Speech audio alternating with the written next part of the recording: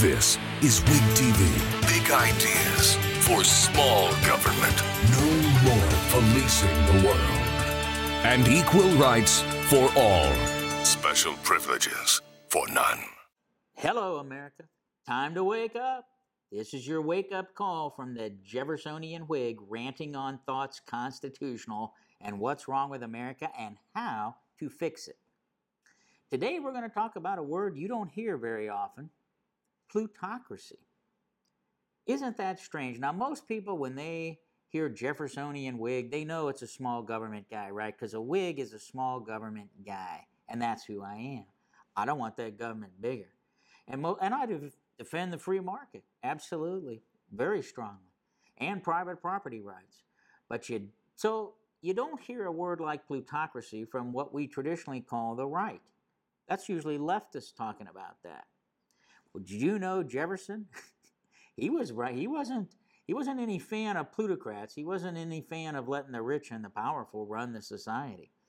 Now, for years, I thought like most conservative types, and I pretty much defended big business interests, corporate interests, things like that.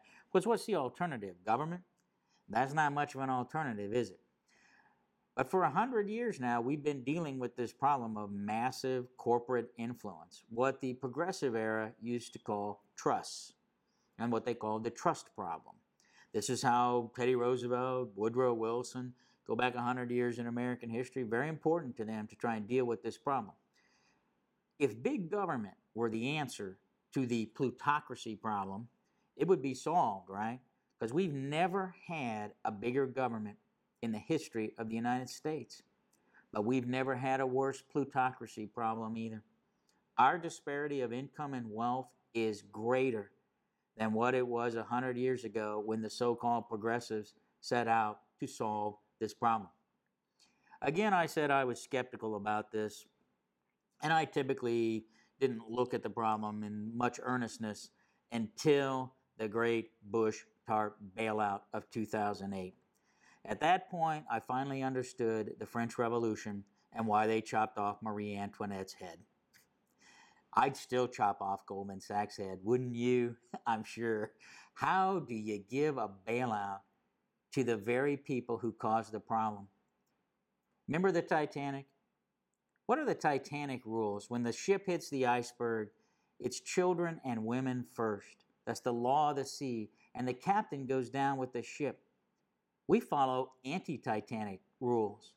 We follow the Italian ship captain rules, right? Captain's the first one off. Passengers fend for themselves.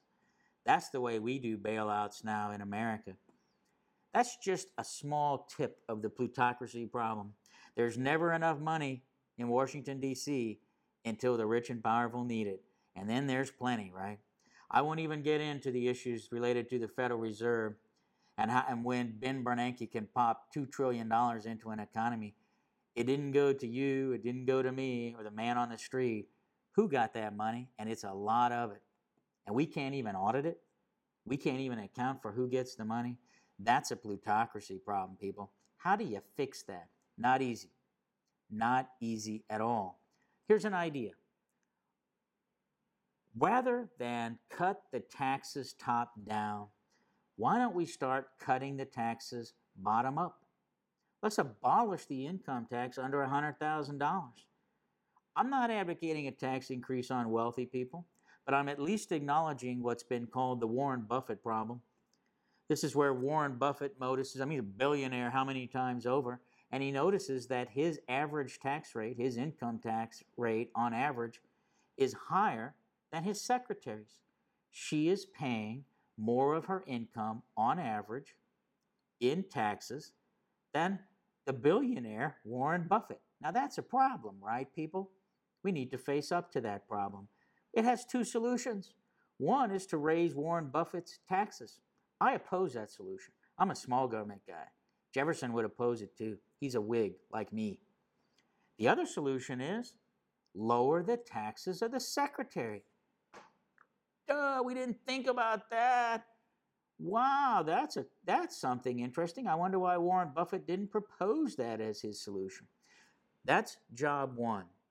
Bottom up cuts in taxes and no more of this top down tax cut stuff. Follow the same approach with regulations. I know that the federal government's regulating everything out there. Why don't we why don't we abolish the regulations on small businesses? No regulations whatsoever. If your business has less than, say, 20, 30 employees, makes less than $1 million a year, 2 million, wherever your cutoff is, you are free of any and all federal regulations. What's wrong with that idea? We still deal with the rich and powerful, and we leave the average American free. That's one way to approach the plutocracy. Number two, when we start talking about benefit cuts, cut those top down.